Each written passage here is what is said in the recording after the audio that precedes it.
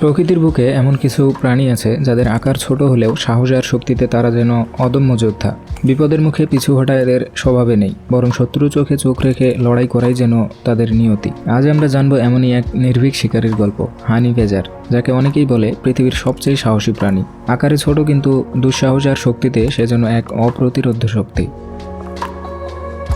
আফ্রিকার তৃণভূমি থেকে শুরু করে মধ্যপ্রাচ্য আর ভারতীয় উপমহাদেশে বিস্তীর্ণ এলাকায় ছড়িয়ে আছে এই রহস্যময় প্রাণীটি।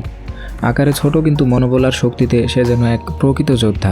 এই ছোট্ট শরীরের ভেতর লুকিয়ে আছে এক যোদ্ধার হৃদয়, যে বিপদকে ভয় পায় না, বরং তাকে চ্যালেঞ্জ করেই বাঁচতে শেখে।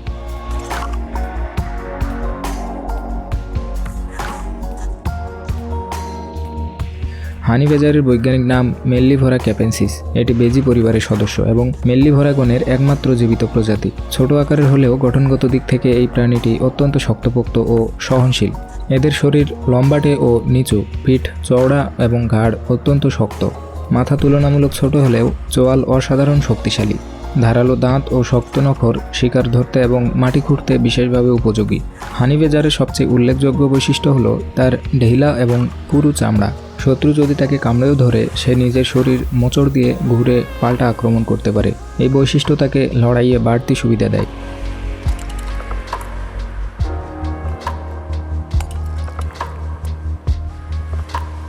এদের দৈর্ঘ্য সাধারণত 55 থেকে 77 সেন্টিমিটার পর্যন্ত হয় এবং ওজন হতে পারে প্রায় 16 কেজি পর্যন্ত। মেল হানি বেজার সাধারণত ফিমেল হানি বেজারের চেয়ে বড় এবং ভারী হয়। রঙের দিক থেকে এদের পিঠ ধূসর বা সাদা আভাযুক্ত আর নিচের অংশ কালো, এতে তাদের সহজেই চেনা যায়। শক্ত গঠন ও পুরু চামড়া আর দৃঢ় পেশি সব মিলিয়ে হানি বেজার প্রকৃতির এক টেকসই যোদ্ধা। হানি বেজার বিভিন্ন পরিবেশে বেঁচে থাকতে পারে। মরুভূমি, বন, তৃণভূমি, পাথুরে এলাকা, এমনকি মানুষের কাছাকাছি কৃষিভূমিতেও খুঁজে পাওয়া যায়। হানি বেজার একাকী জীবনযাপনকারী, তাই তার বাসা সবসময় নিরাপদ ও সুরক্ষিত।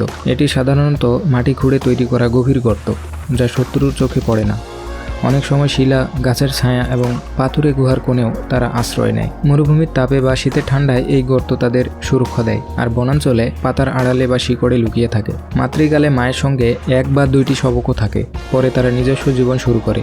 হানি বেজারের বাসা ছোট, শক্তপোক্ত এবং কার্যকর, প্রকৃতির এক নিখুঁত সুরক্ষার উদাহরণ। হানি বেজার প্রকৃতির এক সাহসী ও কৌশলী প্রাণী। এটি সাধারণত একাকী জীবনযাপন করে। দিনে বা রাতে পরিবেশ ও অবস্থার উপর নির্ভর করে যে কোনো সময় তারা সক্রিয় হতে পারে। এদের মধ্যে রয়েছে অত্যন্ত তীক্ষ্ণ ঘ্রাণ শক্তি, যা তাদের শিকার খুঁজে বের করতে এবং এলাকা চিহ্নিত করতে সাহায্য করে। তারা প্রায়ই নিজের এলাকায় গন্ধ দিয়ে চিহ্নিতকরণ করে, যা অন্য হানি বেজারকে সতর্ক করে। হানি বেজারের সবচেয়ে চমকপ্রদ বৈশিষ্ট্য হলো তার নির্ভীকতা ও প্রতিরক্ষা ক্ষমতা। শত্রুর মুখোমুখি হলে এটি পিছু হটে না, বরং দুঃসাহসিকভাবে লড়াই করে।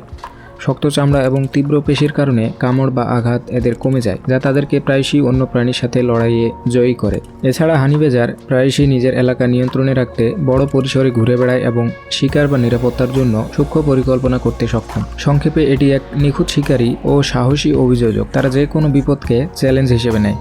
হানি বেজার প্রকৃতির এক নির্ভীক ও অদম্য প্রাণী। বিপদের মুখে পিছু হটে না, বরং শত্রুর চোখে চোখ রেখে লড়াই করে। তাদের ঢিলা ও পুরু চামড়া এবং শক্তিশালী পেশি শত্রুর কামড় বা আঘাতকে প্রায়ই কার্যহীন করে তোলে। এমনকি বিষধর সাপের কামড় খেয়েও হানি বেজার প্রায়শই অক্ষত থাকে এবং পুনরায় আক্রমণের জন্য প্রস্তুতি নেয়।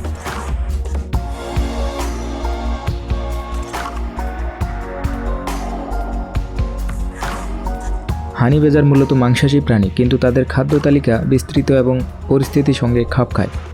প্রাকৃতিক পরিবেশে তারা ছোট স্তন্যপায়ী প্রাণী যেমন পোকামাকড়, পাখি, ডিম, সরীসৃপ এবং কখনো কখনো বিষধর সাপও শিকার করে খায়। তাদের সবচেয়ে প্রিয় খাবার হলো মধু। হানি বেজারের দম্পতি বা একক প্রাণী প্রকৃতির মৌচাক ভেঙে মধু খেতে বিশেষ দক্ষ। তারা কখনো কখনো গর্ত খুঁড়ে বা শিকড় খুঁড়ে শিকার ধরতে পারে, যা তাদের শক্তিশালী চোয়াল ও ধারালো নখের কারণে সহজ হয়। হানি বেজার অত্যন্ত কৌশলী ও ধৈর্যশীল শিকারী। শিকারের সময় তারা অপেক্ষা করে, সতর্ক থাকে এবং সুযোগ পেলে মুহূর্তের মধ্যে আক্রমণ করে। এই চতুরতা এবং অদম্য সাহস তাদেরকে যে কোনো শিকারী প্রাণীর চেয়ে ঊর্ধ্বে রাখে।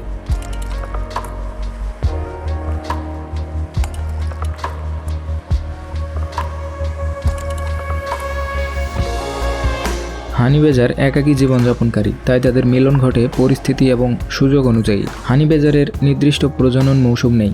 তারা যে কোনো সময় বংশবৃদ্ধি করতে সক্ষম। ফিমেল হানি বেজার প্রায় 50 থেকে 70 দিন গর্ভধারণ করার পর একটি বা দুইটি বাচ্চার জন্ম দেয়। বাচ্চা জন্মের পর মায়ের সম্পূর্ণ যত্নে থাকে প্রায় 1 বছর বা তারও বেশি সময়। এই সময় তারা শিকার ধরার কৌশল, খাদ্য খোঁজার উপায় এবং জীবনে বেঁচে থাকার কৌশল শিখে। বাচ্চারা সাধারণত মায়ের দুধ খাওয়ার পাশাপাশি ছোট পোকামাকড়, কুমড়ো, ফল এবং স্তন্যপায়ী প্রাণী ও অন্যান্য সহজ খাবার খেতে শেখে, যা তাদের শক্তি ও দক্ষতা বৃদ্ধি করে।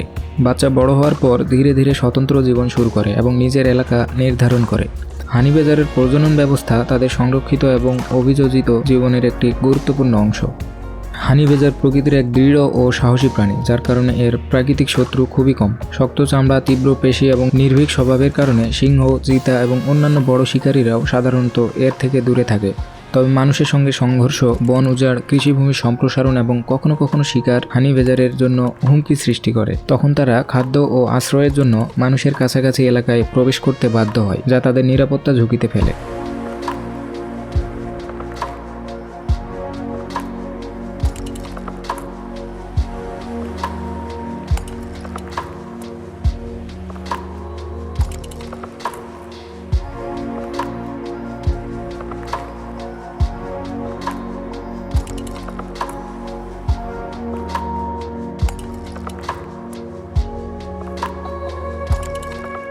বর্তমানে আন্তর্জাতিক সংস্থা IUCN এর তালিকায় হানি বেজারকে লাস্ট কনসার্ন হিসেবে রাখা হয়েছে, অর্থাৎ এটি এখনও বিলুপ্তির ঝুঁকিতে নেই। তবুও তাদের স্বাভাবিক পরিবেশ রক্ষা করা, বন্যপ্রাণীর সঙ্গে মানুষের বিরোধ কমানো এবং শিকার নিয়ন্ত্রণ করা অত্যন্ত গুরুত্বপূর্ণ। হানি বেজার প্রমাণ করে আকার বড় না হলেও সাহস, বুদ্ধিমত্তা এবং অভিযোজন ক্ষমতা কিভাবে প্রকৃতিকে মুগ্ধ করতে পারে। ছোট শরীরের মধ্যে লুকোনো সেই শক্তি ও ধৈর্য তাকে প্রকৃতির এক অপ্রতিরোধ্য যোদ্ধা হিসেবে প্রতিষ্ঠিত করেছে। এরা একাকী জীবনযাপন করে, নির্ভীকভাবে শিকার করে এবং পরিবেশের সঙ্গে খাপ খাইয়ে বেঁচে থাকে। তাদের শক্ত চামড়া, তীক্ষ্ণ পেশি এবং নির্ভীক স্বভাব প্রায় কোনো শিকারী বা শত্রুর কাছে সহজে হার মানে না। যদিও তাদের প্রাকৃতিক শত্রু কম, কিন্তু মানুষের কার্যক্রম যেমন বন উজাড়, শিকার এবং পরিবেশের পরিবর্তন এদের জন্য হুমকি হতে পারে। তাই আমাদের উচিত এই সাহসী শিকারী এবং তার বাসস্থান রক্ষা করা। হানি বেজারের গল্প শেখায় সাহস, কৌশল এবং অভিযোজন ক্ষমতার এক অনন্য সংমিশ্রণ, যা প্রকৃতির অপরাজয়ের শক্তিকে প্রতিফলিত করে। তাই আমরা সবাই প্রকৃতিকে ভালোবাসি, বন্যপ্রাণীকে রক্ষা করি, কারণ এই পৃথিবী শুধু মানুষের জন্য নয়, বন্যপ্রাণীর জন্য। আজ এই অদ্ভুত প্রাণীর অদেখা যাত্রা এখানেই শেষ করছি। দেখা হবে পরের ভিডিওতে।